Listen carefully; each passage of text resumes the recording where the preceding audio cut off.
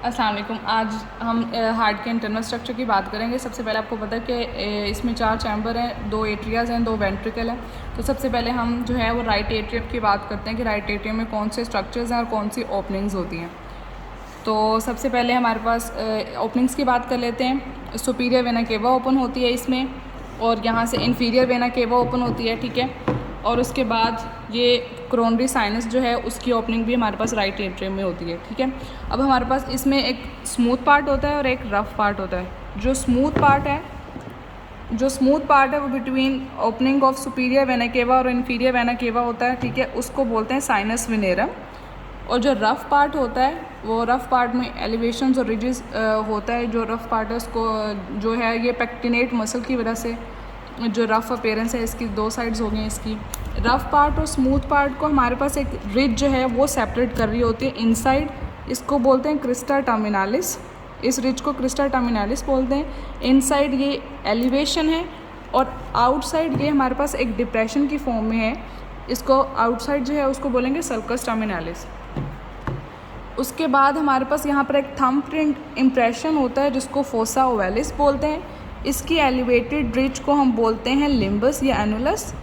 उसके बाद हमारे पास ये है कोच ट्रायंगल जहाँ पर एवी नोड प्रेजेंट होता है, और यहाँ पर हमारे पास सुपीरियर लेटरल साइड पे हमारे पास होता है एसे नोड। अच्छा, तो जो एट्रिया का जो रफ़ पार्ट है वो आगे भी कंटिन्यू कर रहा होता है वेंट्रिकुलर के रफ़ पार्ट से, ठीक है।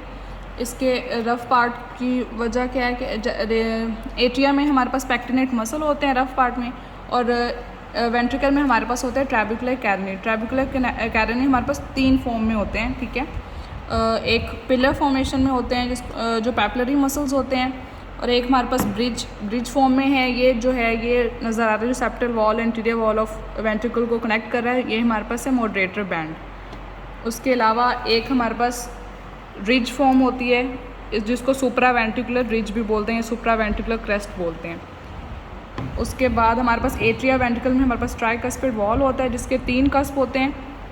एक मिनट, इसके 3 कस्प होते हैं। ये इंटीरियर कस्प है, ये सेप्टल कस्प है, और इनसाइड जो है वो पोस्टीरियर कस्प है।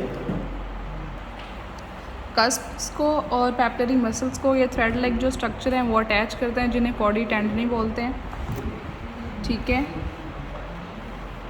और इसके बाद हमारे पास ये इंट्रावेंट्रिकुलर सेप्टम होता है जिसका 2/3 पार्ट जो है वो